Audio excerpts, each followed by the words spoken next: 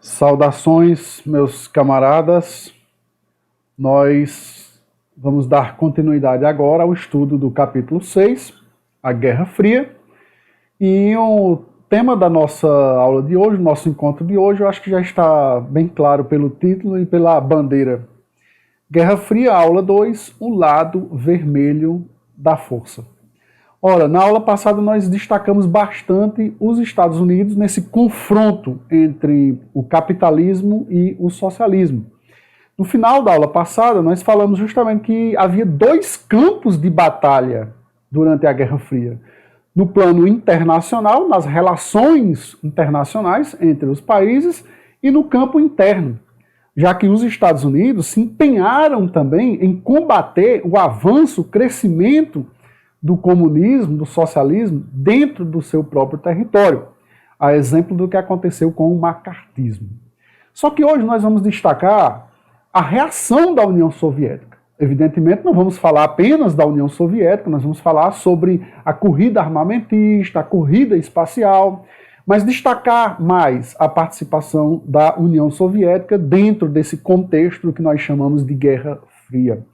A aula passada, pessoal, ficou extensa, né, ali mais ou menos dentro do tempo de duração de uma aula presencial, mas que evidentemente fica um pouco desgastante. É lógico a gente considerar que numa aula presencial você tem a oportunidade do debate, né, de ouvir a opinião dos alunos, etc. e tal.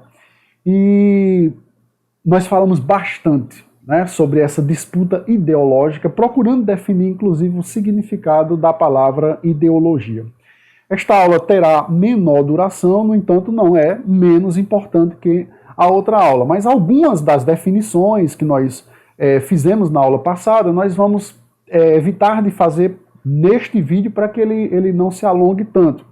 No entanto, se vocês sentirem necessidade de lembrar alguns conceitos que a gente já trabalhou, assistam novamente a primeira aula, certo? Porque lá nós definimos o que era essa Guerra Fria, quando ela começou, quando ela terminou, por que ela é chamada de Guerra Fria. Então eu acredito que essas coisas precisam ser bem assimiladas para que você continue o estudo da Guerra Fria. Principalmente levando em consideração que hoje a gente vai falar de uma reação, a gente vai tentar ver um pouco do outro lado, certo? Dessa disputa entre Estados Unidos e União Soviética. Neste caso, hoje, a União Soviética, por isso eu estou chamando de o lado vermelho da força, ok? Bom, tanto que para alguns historiadores, nós só vamos ter, de fato, uma Guerra Fria quando a União Soviética passa a equilibrar um pouco o seu potencial bélico, ou seja, as armas, né, que possuía para poder lutar contra os Estados Unidos. É verdade que nunca chegou a possuir, né, o mesmo poderio, a mesma capacidade de influenciar o resto do mundo que os Estados Unidos tiveram, porque nós sabemos que o envolvimento da União Soviética na Segunda Guerra Mundial foi muito maior que o envolvimento americano, tanto que os Estados Unidos tinham até um aporte financeiro, tinham muito dinheiro até para investir na Europa, né, na reconstrução dos países capitalistas europeus, justamente para mantê-los dentro do sistema capitalista. Foi o que nós chamamos na aula passada de Plano Marshall. Mas vocês estão vendo agora, na verdade, é a explosão, é um teste nuclear. Então, a partir ali na virada de 1948, 1949, quando a União Soviética passa a ter também o domínio da produção de armas nucleares, dessas chamadas armas de destruição em massa, aí sim nós temos esse clima de tensão, né? Esse clima de medo, de receio, que pairou sobre o mundo durante esse período, que vai do final da Segunda Guerra Mundial até o começo da década de 90 do século passado, e que nós chamamos de Guerra Fria, certo? Então poucas coisas eu acho definem mais a Guerra Fria do que essa sensação que as pessoas tinham na época de nós termos o fim da humanidade por conta de uma guerra quente, né? Uma guerra que deixasse de ser fria e passasse a ser quente entre Estados Unidos e União Soviética. No entanto, eu quero que vocês observem essa imagem que está lá no ângulo superior esquerdo, quando de uma reunião entre o presidente dos Estados Unidos, o John Kennedy, e o líder soviético, Nikita Khrushchev. O Nikita Khrushchev eu já citei, inclusive, na aula passada, quando ele disse aquela famosa frase, né, as cinzas do capitalismo e as cinzas do comunismo são indiferenciáveis entre si. E ele disse isso naquele contexto lá da crise dos mísseis, quando ali, de fato, nós tivemos um momento em que o ponteiro, lembram do ponteiro, né, que marcava lá no relógio do juízo final, o ponteiro se aproximava da meia-noite, né? Porque nós tivemos um risco sério de ter uma guerra entre Estados Unidos e União Soviética.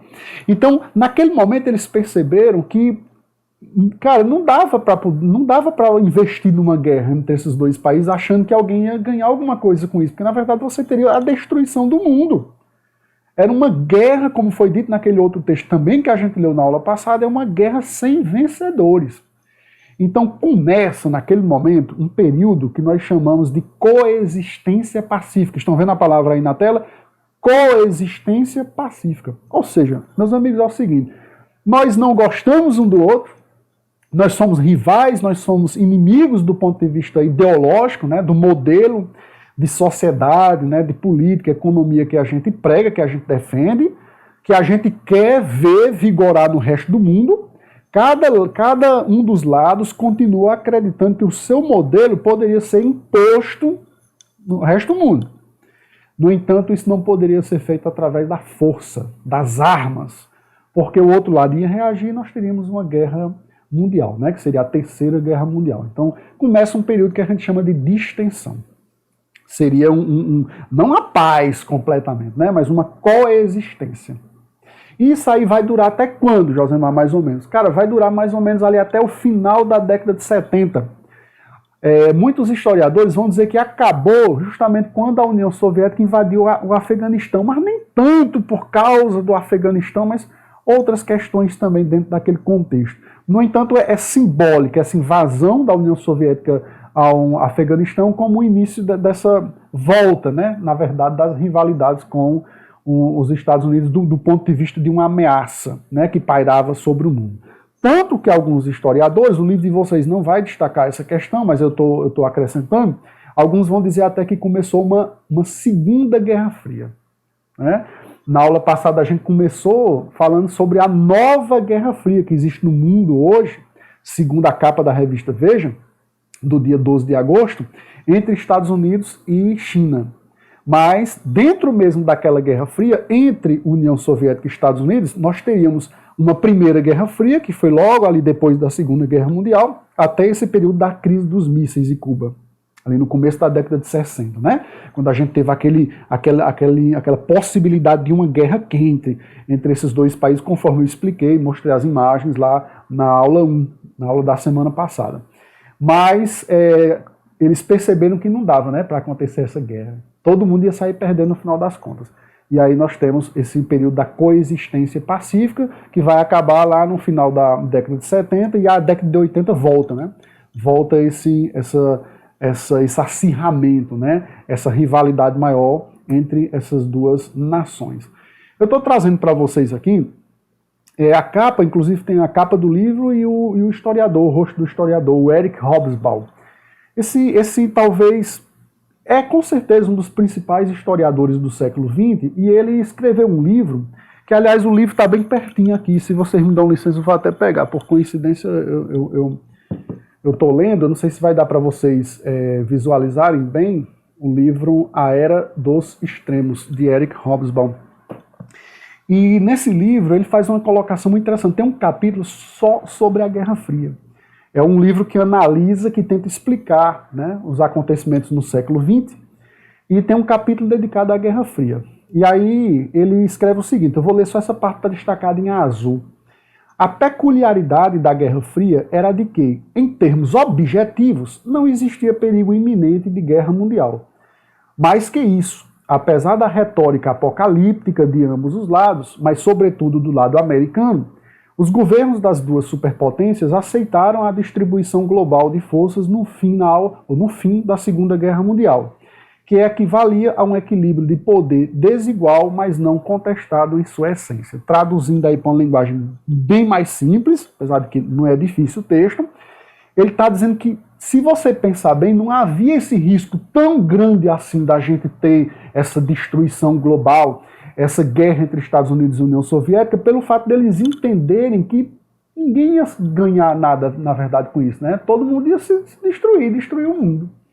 Mas alguns eventos, alguns momentos, de fato, deixaram o mundo mais preocupado, como era o caso lá da Guerra Fria. Aliás, desculpe, da crise dos mísseis em Cuba.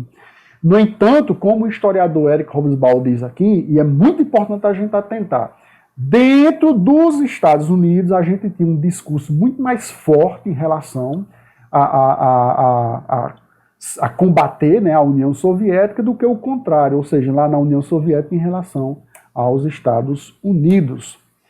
Bom, mas uma das coisas que marcou essa reação da União Soviética em relação aos Estados Unidos foi a criação do Pacto de Varsóvia. Na aula passada eu falei sobre a OTAN. Vocês lembram? A Organização do Tratado do Atlântico Norte, que foi uma cooperação militar coordenada, né, elaborada e coordenada pelos Estados Unidos, que reunia os países alinhados aos Estados Unidos, portanto ao capitalismo, para fortalecer essa aliança e, quem sabe, se preparar militarmente para um confronto, uma guerra. Não esqueçam que antes da Primeira Guerra Mundial nós tivemos a formação de alianças também. A Tríplice Aliança e a Tríplice Entente.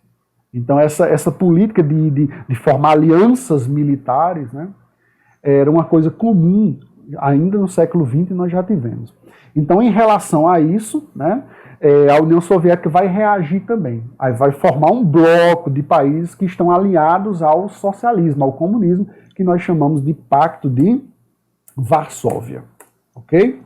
E outra coisa muito importante, assim como os Estados Unidos tinham a sua zona de influência, que ele começou a construir a partir do Plano Marshall, aquela distribuição de dinheiro lá aos países europeus, a União Soviética também cuidou em ter a sua zona de influência. Ou seja, aquele conjunto de países que estavam mais próximos, né, da União Soviética, que estariam sob a influência política e econômica dela. E aí é como se o mundo, ou no caso principalmente a Europa, né, na aula passada eu mostrei um mapa do mundo dividindo o lado capitalista, né, que está pintado de azul inclusive lá, e o lado socialista, lá pintado de vermelho. Mas aí, como vocês estão vendo nesse mapa, é como se o continente europeu também tivesse sido dividido por uma linha, que foi chamada, inclusive, de cortina de ferro.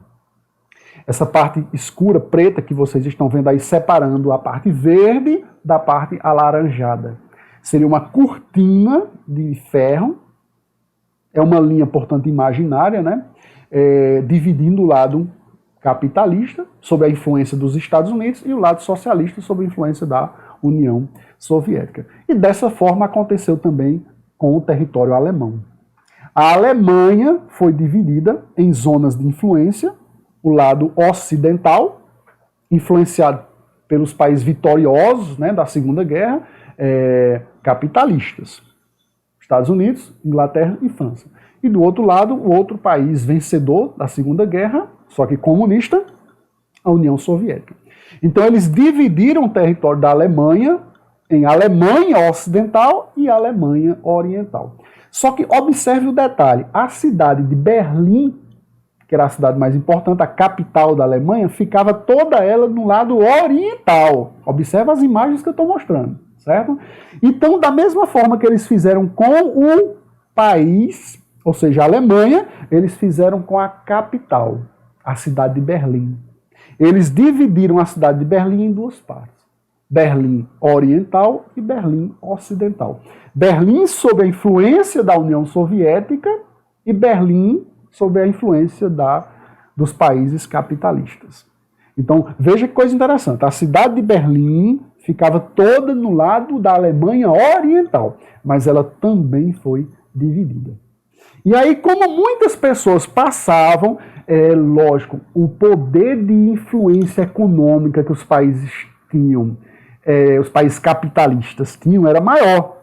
Então eles investiram muito mais que a União Soviética, o que fez com que o lado ocidental da Alemanha, chamado Alemanha Ocidental, se desenvolvesse mais. Da mesma forma aconteceu com a cidade de Berlim. A parte capitalista se desenvolveu mais. E aí muitas pessoas iam passando para o lado ocidental, o lado capitalista. Para evitar que acontecesse isso, a União Soviética cercou toda a parte de Berlim ocidental, como vocês estão vendo nesse mapa que eu coloquei na tela aí. E aí ninguém da Alemanha, lá dentro da Alemanha Oriental, podia entrar dentro da parte da Berlim Ocidental, ou seja, a Berlim capitalista. Certo? Então, isso nós chamamos de Muro de Berlim. Primeiro eles só cercaram, né, com arame farpado, e depois eles construíram o muro. Então, o Muro de Berlim cercava toda a parte de Berlim que estava sob a influência dos países capitalistas, que tinha se desenvolvido mais e estava atraindo as pessoas do outro lado. O que era péssimo para a União Soviética, né? Porque era uma péssima propaganda para o regime comunista. Bom, agora vocês estão vendo dois astronautas, né, aí na tela, porque nós vamos falar sobre a corrida espacial. Então, a Guerra Fria é uma guerra ideológica, é uma guerra política, é uma guerra econômica, e essas coisas todas estavam simbolizadas na busca por tecnologia. O país mais desenvolvido tecnologicamente seria um modelo, né, para ser seguido. Então aí você já tem a questão política, a questão econômica, né, a questão ideológica e, acima de tudo, a questão social. Quem iria chegar primeiro à Lua? Era essa a finalidade principal dessa corrida. Era qual seria o país, qual seria o modelo econômico, qual seria o modelo de sociedade que iria deter a tecnologia para colocar o homem na Lua. Lembram que no começo da aula passada eu falei sobre a vacina da Covid-19, que mostra como a rivalidade entre russos e americanos, a gente fala em Rússia hoje porque deixou de existir a União Soviética, né, em 1991, mas a Rússia herdou a maior parte do território e do poderio militar do que era a União Soviética. Então a disputa para ver quem vai inventar a vacina da Covid-19 é uma amostra de como essa Guerra Fria não acabou totalmente. Ainda existe esse sentimento de rivalidade entre russos e americanos. Bom, mas nessa corrida espacial, os russos tomaram a frente. Eles foram os primeiros a colocar um satélite artificial em órbita da Terra, o Sputnik em 1957, é o que vocês estão vendo na tela agora. Eles foram os primeiros, os soviéticos, a colocar o primeiro ser vivo, orbitando também a Terra, a cadela Laika. O primeiro ser humano, Yuri Gagarin, a circular também em órbita da Terra, foram os russos. No entanto, o passo decisivo e o gol, vamos dizer assim, o gol do título, quem fez foi os Estados Unidos, quando a nave Apollo 11 aterrissou. Aterrissou não é nem a expressão correta, né? Porque não era a Terra, mas pousou no solo lunar. E Neil Armstrong disse aquela famosa frase, né? Um pequeno passo para um homem, um grande passo para a humanidade. Então ali foi o passo decisivo para que os Estados Unidos vencessem a corrida espacial. E de certa forma depois acabassem vencendo também a Guerra Fria. Okay? Nós vamos ter uma questão na atividade sobre a corrida espacial muito interessante. Ok? Baseando, inclusive, até num discurso do presidente Kennedy, que eu vou colocar o vídeo lá para vocês assistirem. Mas não se preocupe, a gente vai falar sobre isso daqui a pouco. Eu coloquei aqui uma coisa para vocês, porque conversando com muitos amigos que não são professores de história, e às vezes até em muitas salas de aula que eu já trabalhei esse conteúdo, eu sempre vi muita gente dizendo assim, meu Deus, por que se gastou tanto dinheiro com essa corrida espacial? E era só porque eles queriam ver quem chegava na Lua primeiro. O que foi que de prático, o que foi que de proveitoso a humanidade ganhou com essa disputa, essa chamada corrida espacial? Cara, você tem que pensar a corrida espacial, não é só tipo, vamos ver quem chega na Lua primeiro. Não. É no domínio da tecnologia. Então, no momento que você está orbitando o espaço, você está observando a Terra, você está instalando satélites. Vocês lembram que foi um satélite americano que fotografou a presença de mísseis em Cuba, mísseis soviéticos, né, que eu expliquei na aula passada. Então isso é muito importante. Vejam aí, eu estou colocando a imagem, eu sei que grande parte de vocês está assistindo pelo celular, mas aí eu vou descrevendo. É uma antena parabólica, um joystick de videogame, um óculos de sol, GPS, certo? Isso é um aparelho de ressonância magnética. Cara, essas invenções aí todas surgiram por causa da corrida espacial. Foram tecnologias que foram sendo inventadas justamente dentro daquele processo. Agora, só que eu não falei o principal ainda, que foi as papinhas de neném, certo? Com aquelas vitaminazinhas. Tudo bem, assim, vocês podem achar que não é tão importante assim, mas para mim foi muito importante, porque quando eu era muito pequenininho, minha mãe conta que eu passei 2 anos sem comer outra coisa a não ser essas papinhas aí. Então, assim, se não fosse a corrida espacial, eu nem estaria vivo. Bom, mas sigamos. O que eu estou querendo também, mostrando essas imagens a vocês, é para que a gente entenda que muitas vezes a gente olha para o passado e enxerga esse passado como algo que não faz parte mais da nossa vida. Mas eu gosto sempre de dizer, o passado não passou, o passado está conosco. Porque as coisas que foram criadas, inventadas no passado, elas permanecem conosco. Tem um ativista norte-americano, um cara que eu admiro bastante, o James Baldwin, uma frase dele que eu acho que cai bem aqui nessa situação. Ele diz, a história não é o passado, é o presente. Nós carregamos a nossa história conosco. Nós somos a nossa história. Então veja a quantidade de coisas que nós usamos até hoje, né? O GPS, o joystick, os óculos de sol, o aparelho de ressonância magnética, até as papinhas também, né, do bebê, até hoje existe. Então são coisas que foram construídas no passado com uma determinada finalidade, mas acabam se desenvolvendo e sendo incorporadas às outras atividades humanas, certo? Só que infelizmente, cara, nem tudo assim são flores. Então, se eu falei de coisas boas que foram inventadas naquela época, tem uma coisa muito ruim, né? Que infelizmente só fez aumentar no mundo, que foram as armas. Então, olha essa matéria aí do jornal Gazeta do Povo. É uma matéria recente, viu, pessoal? Muito recente. É do dia 7 de julho de 2020. No mundo, 9 países possuem armas nucleares. Saiba quais e o tamanho do arsenal de cada um deles.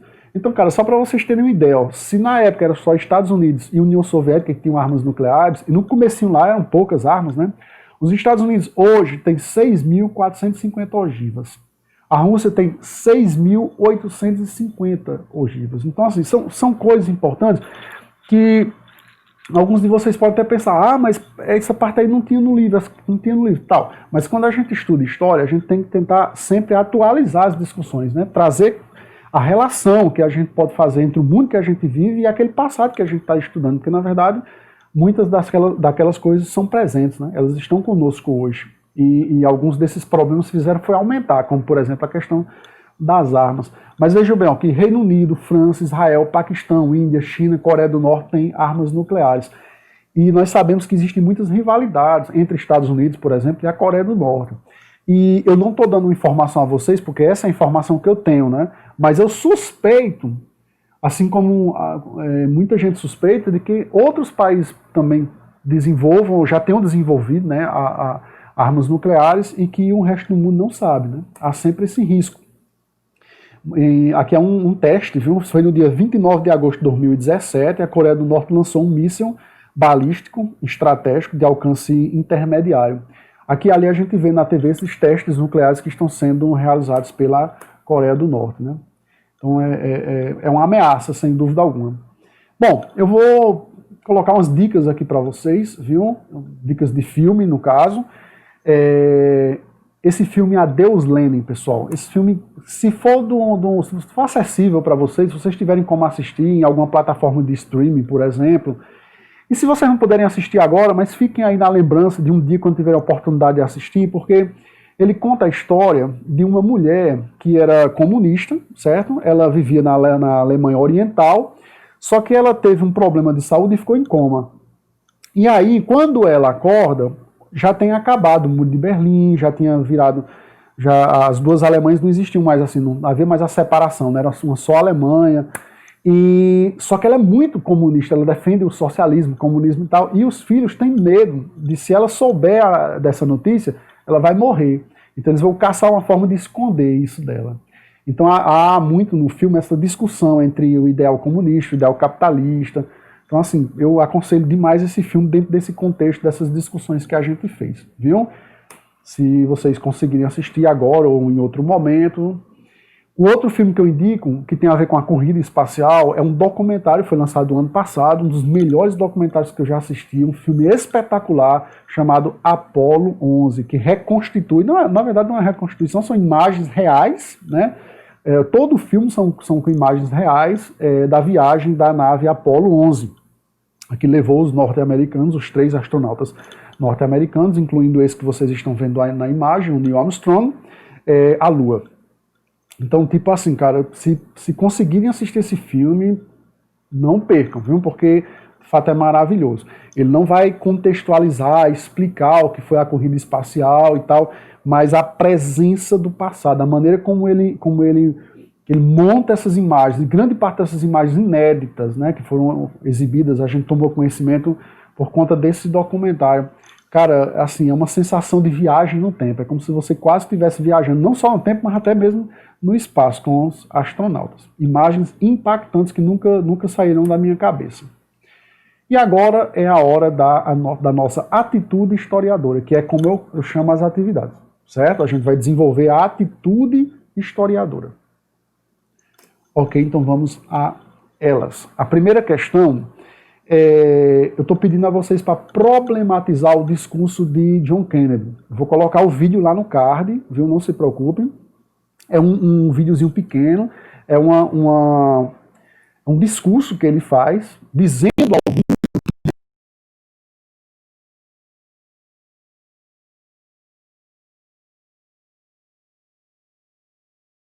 e... Opa, deixa eu só voltar aqui que demorou um pouquinho. Pronto. Analisando o discurso de Kennedy, esse que vocês vão assistir, que eu vou colocar o vídeo lá, responda: por que os Estados Unidos da América se empenharam na corrida espacial? Vocês vão tentar explicar isso aí. Por que os Estados Unidos se empenharam tanto em colocar o homem na Lua? Pensem, respondam da maneira que vocês entenderem, ok? Mas respondam. Mas coloquem a opinião de vocês. Ao pisar, essa é a segunda, pessoal, segunda questão. Ao pisar no solo lunar, Neil Armstrong proferiu a seguinte frase: esse é um pequeno passo para o homem, mas um grande salto para a humanidade. A pergunta é: de que forma esse passo ligou o passado, presente e futuro da humanidade? Desafio, né? Vamos pensar, vamos refletir. Quero ver o que vocês vão responder. De que forma esse passo, que ele disse, o Neil Armstrong, ele disse que era um pequeno passo para um homem, mas um grande passo para a humanidade. Quando a gente pensa assim, que dá o primeiro passo para alguma coisa, você está pensando no futuro, né? Então, de que forma esse passo que ele deu ligou simbolicamente o passado, o presente e o futuro da humanidade? Nessa terceira questão, vocês vão ler uma charge, certo? Do chargista, quadrinista, cartunista Quino, argentino, genial, da personagem Mafalda, que vocês devem conhecer dos livros de história, dos livros de português, etc. Vocês vão ler essa charge, eu não vou ler para não alongar demais o tempo, mas ela é muito interessante, viu? Aí, nesta tirinha da personagem Mafalda, o quadrinista Quino nos alerta para que perigo associado ao contexto da Guerra Fria. Um perigo que a gente falou tanto nessas duas aulas, né? E quando vocês lerem essa charge, vocês vão lembrar. Então, que perigo é esse que a charge está nos lembrando? E a última questão, de certa forma, é uma dica de leitura e de reflexão também, viu? Eu vou colocar no... Eu vou colocar também lá perto do formulário, viu? Lá no Google Sala de Aula, mas eu vou deixar aqui na descrição do vídeo. Várias dessas matérias que eu falei aqui durante a aula, eu vou colocar os links lá para vocês acessarem, viu? E um deles vai ser esse aí, ó. Coreia do Norte declara fim da moratória sobre testes nucleares, ou seja, agora nós vamos fazer, é isso que eles estão querendo dizer, né? Nós vamos fazer testes nucleares. Aí vocês vão ler essa matéria, vão pensar a respeito disso e vão responder. Que analogia histórica é possível fazer entre as ações do líder norte-coreano e o ambiente de tensão vivido durante a Guerra Fria? Então vocês vão fazer uma comparação, aí vão me dizer quais são os elementos comuns, o que é que está se repetindo, certo? Comparando essa disputa agora entre Estados Unidos e Coreia do Norte com a disputa entre Estados Unidos e União Soviética, no que se refere a essa questão dos testes nucleares, viu? Beleza, pessoal? Ok. Até a próxima. Não esqueçam, as dúvidas, manda uma mensagem para meu WhatsApp, viu? Na medida do possível, se eu notar que várias pessoas estão tendo dúvidas semelhantes, a gente marca uma aula pelo Google Meet, especificamente para a gente tirar essas dúvidas, ok? Valeu, pessoal, até a próxima, façam a atividade, leiam o capítulo 6 e tchau.